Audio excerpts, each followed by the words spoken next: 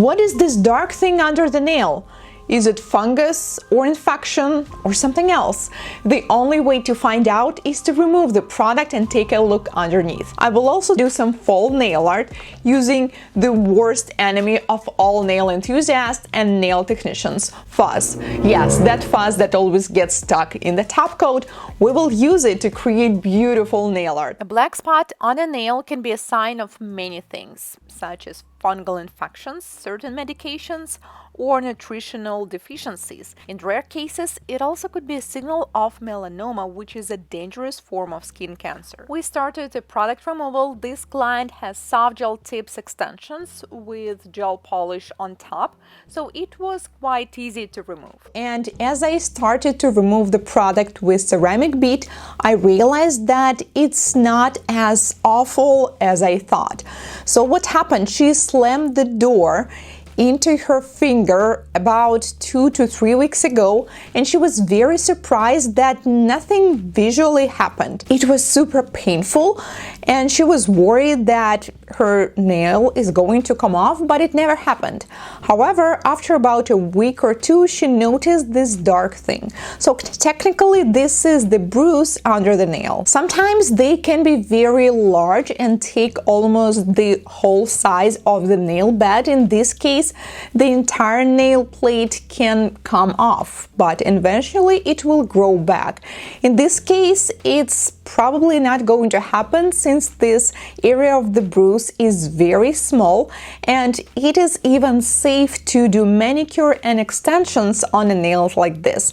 However, we should not do extreme length, and she promised that she will always do fills in time, not later than 3 weeks. Let's proceed to the nail prep. We will file the free edge short, and we will be doing soft gel extensions. If you want your soft gel tips to last, nail prep is very important.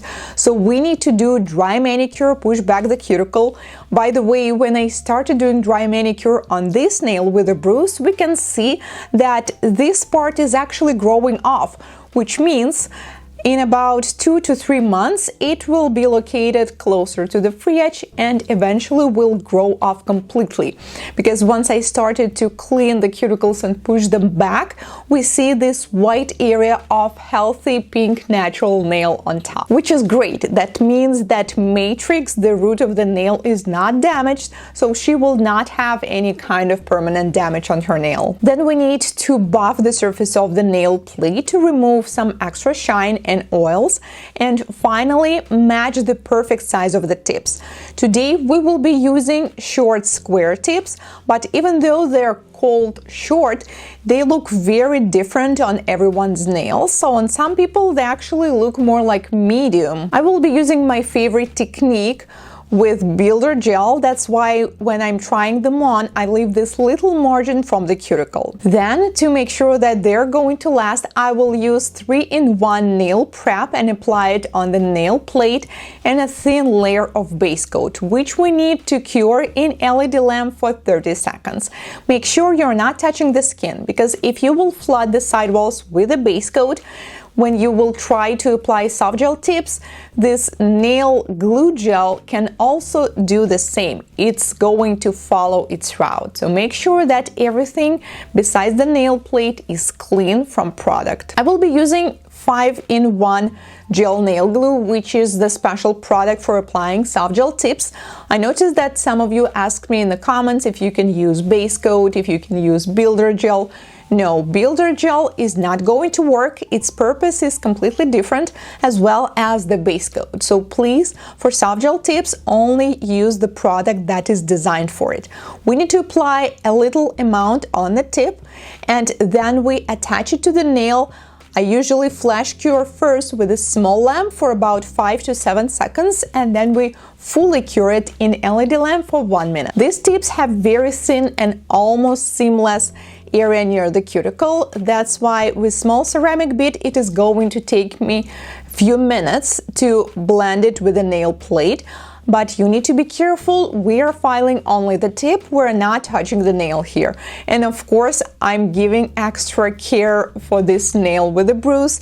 I'm not touching it at all. All I'm doing is just filing off this area from the tip, so this area will be absolutely seamless. I usually file not only the cuticle area, because near the cuticle we can just add the builder gel, you don't really need to file, but along the side walls sometimes it can give this extra volume depending on the natural nail shape, and in this case I am filing it off too, because later I'm going to fill it in with builder gel. Once I'm done and it's all smooth, I'm going to buff the tips, which is not necessary, but this is my part of the surface of choice. I prefer applying colors when I have the buffed surface, so I'm using a very light buffer. I think it's about 220 grit to buff the tips, so now they're matte and we can comfortably apply the colors. But before applying the colors, I'm going to fill in the cuticle area with builder gel,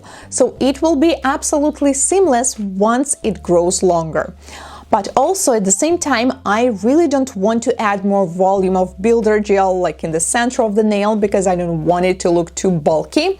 That's why I'm using a detailer brush and I add product only near the cuticle, and then with a brush from the bottle I simply fade it and use a tiny amount of builder gel. So technically most of the product was added near the cuticle and then I blended it, so I didn't add extra volume in the center. However, sometimes I do that, let's say if I'm doing very long nails and sometimes on stiletto tips, but with these tips there is no need to do that. Even though builder gel has rather thick consistency, I still recommend you to cure each nail one by one, meaning once you apply the product on one nail, cure it immediately, and while it's curing, you can work with the opposite hand. Because if you will try to apply it on 2 or 3 nails at once, it is going to move, it may flood the sidewalls, and it will be a nightmare filing them off. Once we're done with the builder gel, you don't need to remove the sticky layer, you don't need to file or buff it. We can proceed to color application right away.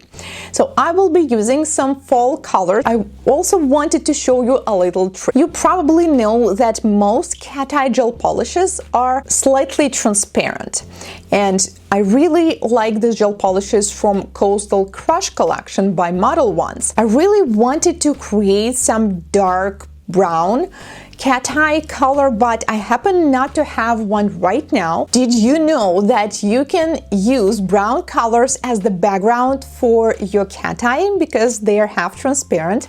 And we decided to try 2 different approaches. So I will use dark brown on one hand and light nude on another one, and you will see how with the same cat eye color they're going to look completely different. I think this dark color looks great on its own, but if you want just one color coverage, I think 2 coats will be better. But since in this case this is only the background for the nail art, I think 1 coat will be just fine. So we have dark brown on one hand and light nude on the other. If you want to go closer to the cuticle area, you can also use detailer brush to help yourself with the application and get super close to the cuticle area and along the sidewalls. And on the thumbs we are using this mocha color, which is something in between. I'm just really curious how it's going to look with this cat eye too. Cure everything for 1 minute, and are you ready for some magic? So first we apply this beige color from Coastal Crush collection, and I will use just 1 coat. And then we use the magnet, of course. You need to use it at all times. You can bring the shine to the center or to the side, it's up to you. And then we take a little piece of fuzz. I'm using this fuzzy tissue, which is actually not that fuzzy, but if you separate it, oh, it is. And simply touch the surface of uncured cat eye gel polish right after magnetizing it. And this is how we get this beautiful pattern. I mean, who knew that with an object that normally is driving all the nail technicians crazy, we are going to create such beautiful design. My recommendation is not to take the fuzz and apply it on the entire nail, but instead do like half nail. Let's say on this nail I'm doing only some fuzzy parts on the top, so the rest will be the regular cat eye and brown. This design is so much fun, and just like with all abstract designs, it's absolutely not possible to replicate it. It also depends on the shape of the fuzz. Let's say if yours is more curly, then you will have more curly patterns. Just do not overdo it and do not put it too deep. Okay, it's enough if it's going just slightly touch the surface and then carefully remove it, just like that. It reminds me of some kind of abstract patterns. I just love how it looks, especially with the dark brown color.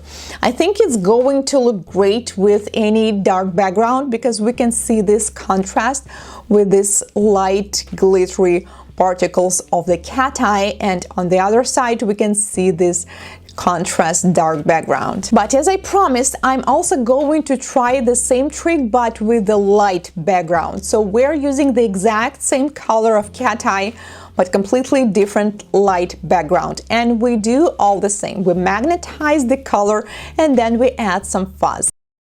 It looks pretty cute. It's just a different tone. It's more like a light nude version, while this one is more like chic and fall style. This design is super easy, so I encourage you guys to try it because this is something you definitely all have in your house. I mean, you will find something with a fuzz. Please do not forget to tag me, Nailcou, in all of the social media because I would love to see your works. Then we cure this beauty and seal it with a glossy top coat. Just make sure that you get rid of the fuzz before doing that. Let me know which version of this design do you prefer, the one with a dark brown background or the light version. Thank you so much for watching, and I will see you in my next video. Goodbye!